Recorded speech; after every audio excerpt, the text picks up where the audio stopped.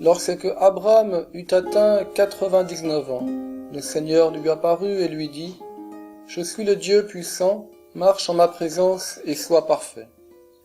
J'établirai mon alliance entre moi et toi, et je multiplierai ta descendance à l'infini. » Abraham tomba face contre terre, et Dieu lui parla ainsi : « Moi, voici l'alliance que je fais avec toi.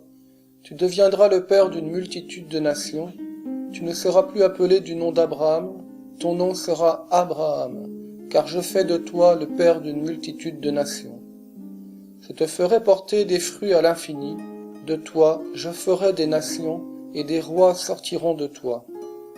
J'établirai mon alliance entre moi et toi, et après toi avec ta descendance, de génération en génération. Ce sera une alliance éternelle. Ainsi je serai ton Dieu et le Dieu de ta descendance après toi. À toi et à ta descendance après toi, je donnerai le pays où tu résides, tout le pays de Canaan, en propriété perpétuelle, et je serai leur Dieu. »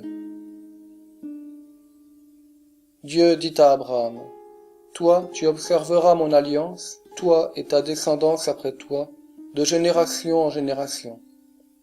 Et voici l'alliance qui sera observée entre moi et vous, c'est-à-dire toi et ta descendance après toi. Tous vos enfants mâles seront circoncis, la chair de votre prépuce sera circoncise, et cela deviendra le signe de l'alliance entre moi et vous. À chaque génération, tous vos enfants mâles âgés de 8 jours seront circoncis. Les enfants nés dans la maison, ou les enfants étrangers qui ne sont pas de ta descendance, mais sont acquis à prix d'argent. Nés dans la maison ou acquis à prix d'argent, tout mâle sera circoncis. Inscrite dans votre chair, mon alliance deviendra une alliance éternelle. L'incirconcis, le mâle dont la chair du prépuce n'aura pas été circoncise, celui-là sera retranché d'entre les siens, il aura rompu mon alliance. » Dieu dit encore à Abraham : « Sarai, ta femme, tu ne l'appelleras plus du nom de Sarai, désormais son nom est Sarah, c'est-à-dire princesse. Je la bénirai. D'elle aussi je te donnerai un fils. Oui, je la bénirai. Elle sera à l'origine des nations, d'elle proviendront les rois de plusieurs peuples. » Abraham tomba face contre terre. Il se mit à rire, car il se disait : « Un homme de 100 ans va-t-il avoir un fils, et Sarah va-t-elle enfanter à 90 ans ? » Et il dit à Dieu : « Accorde-moi seulement qu'Ismaël vive sous ton regard. » Mais Dieu reprit : « Oui, vraiment, ta femme Sarah va t'enfanter un fils, tu lui donneras le nom d'Isaac. J'établirai mon alliance avec lui, comme une alliance éternelle avec sa descendance après lui. Au sujet d'Ismaël, je t'ai bien entendu, je le bénis, je le ferai fructifier et se multiplier à l'infini. Il engendrera 12 princes, et je ferai de lui une grande nation. Quant à mon alliance, c'est avec Isaac que je l'établirai, avec l'enfant que Sarah va te donner l'an prochain à pareille époque. » Lorsque Dieu eut fini de parler avec Abraham, il s'éleva loin de lui. Abraham prit son fils Ismaël et tout mâle né dans sa maison ou acquis à prix d'argent. Il circoncit la chair de leur prépuce en ce jour même, comme Dieu le lui avait dit. Abraham avait 99 ans quand fut circoncise la chair de son prépuce, et Ismaël avait 13 ans quand fut circoncise la chair de son prépuce. En ce jour même, Abraham et son fils Ismaël furent circoncis. Tous les hommes de sa maison, nés dans la maison ou acquis d'un étranger à prix d'argent, furent circoncis avec lui.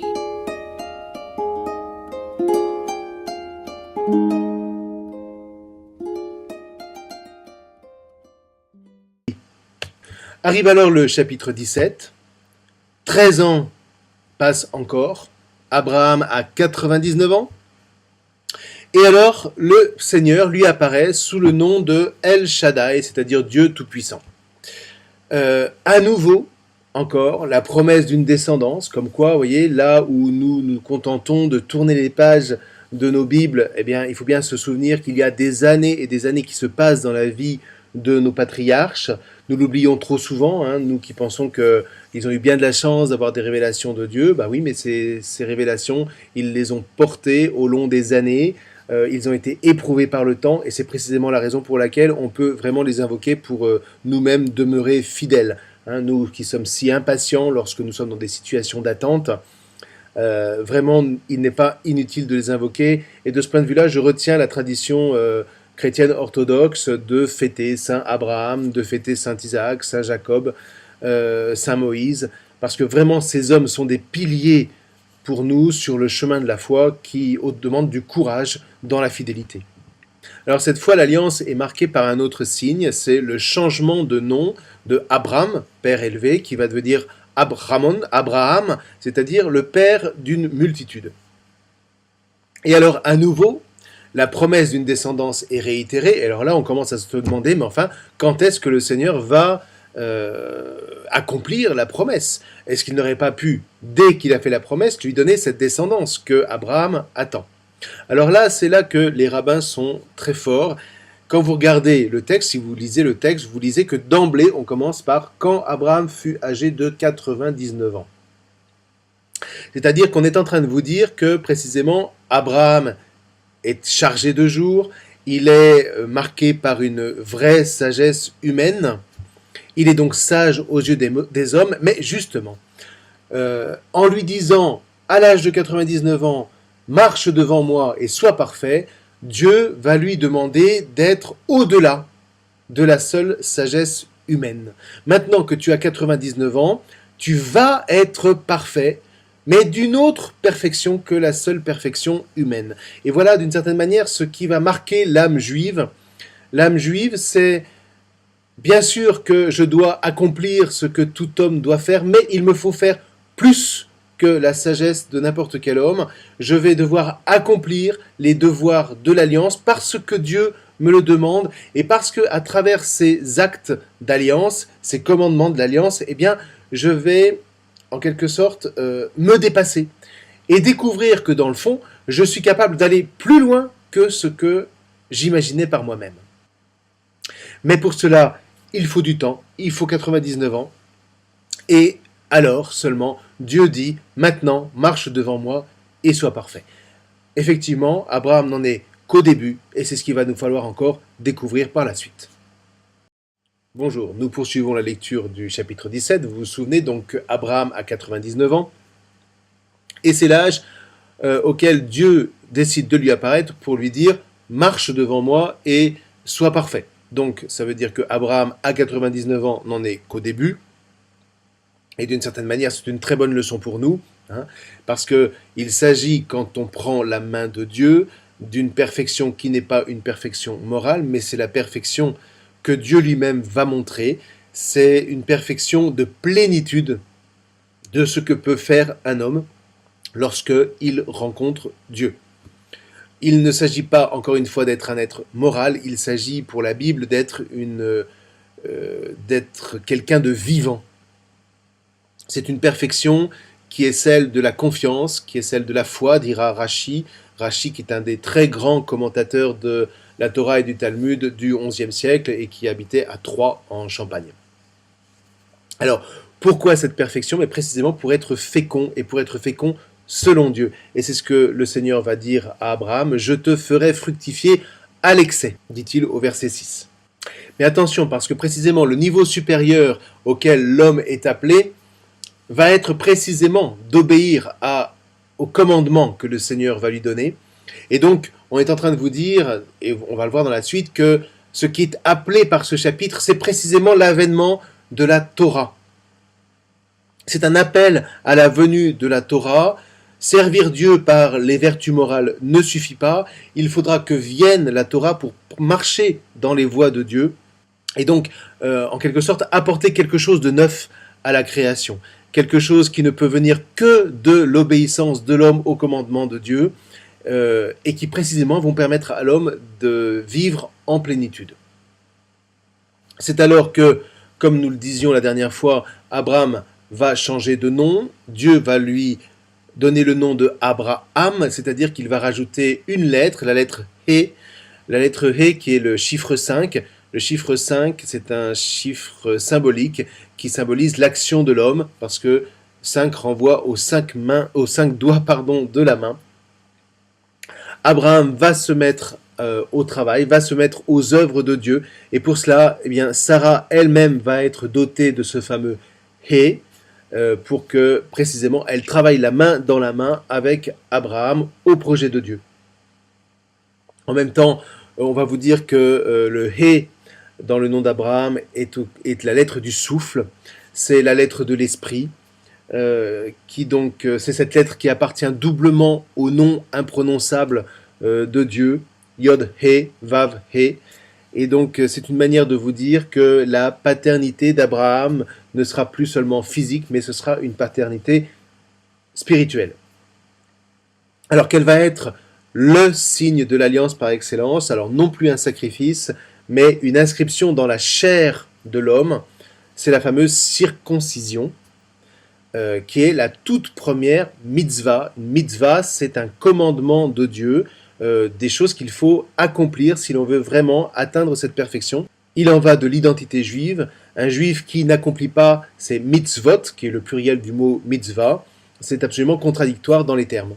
Alors, la Torah va vous donner plusieurs mitzvot. Les plus importantes, eh bien, c'est d'abord tu aimeras le Seigneur ton Dieu de tout ton cœur, de toute ton âme, de tout ton esprit. Il y a l'amour du prochain comme soi-même. Il y a l'observation du Shabbat et des fêtes. Il y a l'étude de la Torah. Il y a l'observation de la kashrut, c'est-à-dire manger la nourriture cachère.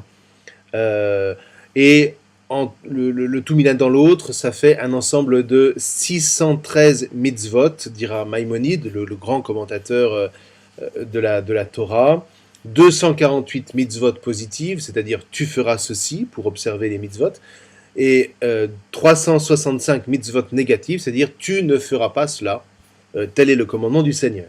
Et la première d'entre elles, comme le porche de toutes les mitzvot, eh bien c'est la circoncision. Et ici, Dieu va donc dire à Abraham, non plus je trancherai une alliance avec toi, comme au chapitre 15, mais je donnerai mon alliance. Et cette alliance devient l'héritage d'Abraham. Alors Abraham tombe la face contre terre, et les rabbins se demandent si c'est par tremblement ou si c'est par vénération, sans doute les deux, parce que imaginez ce que cette mission peut représenter, elle est d'une exigence absolument prodigieuse.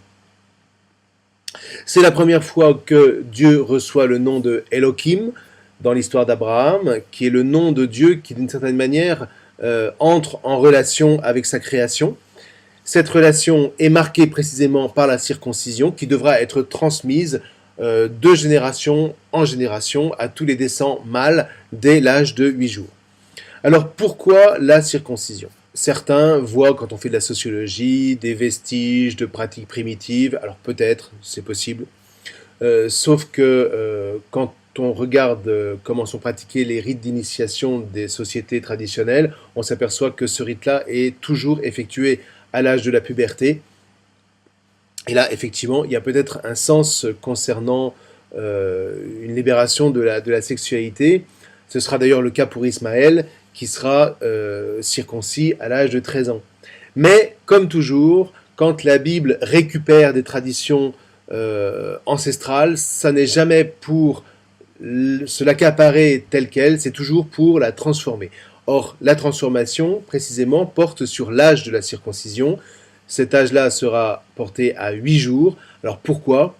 Eh bien, tout simplement parce que porter l'alliance, c'est un acte de salut, et que ce salut, d'une certaine manière, n'attend pas. Et on porte cette alliance dans la chair.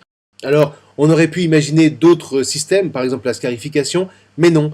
En même temps, la circoncision touche le membre qui a trait à la vie donnée, à la vie transmise, parce que précisément, on devient juif par la descendance, on devient juif de génération en génération dès la naissance. Alors, pourquoi 8 jours ? Peut-être parce que c'était l'espace-temps nécessaire pour bien voir si un enfant était viable, ou alors vous avez des rabbins qui vont vous dire que c'est le temps qu'on laisse à l'enfant pour au moins offrir au Seigneur l'hommage d'un premier Shabbat, suite de quoi il peut être circoncis, c'est-à-dire entrer dans l'alliance qui, extérieurement, précisément, sera marquée par l'observance du Shabbat. En tout cas, quoi de mieux effectivement qu'un signe sur le membre associé à la fécondité pour marquer l'alliance avec le Dieu de vie. Une alliance qui est marquée encore une fois dans l'intimité de la chair, une alliance donc qui est marquée du sceau de l'amitié, hein, une alliance d'amitié qui façonne l'identité juive. Par la circoncision, l'homme est marqué par l'élection. En revanche, c'est par la femme que se transmet cette identité.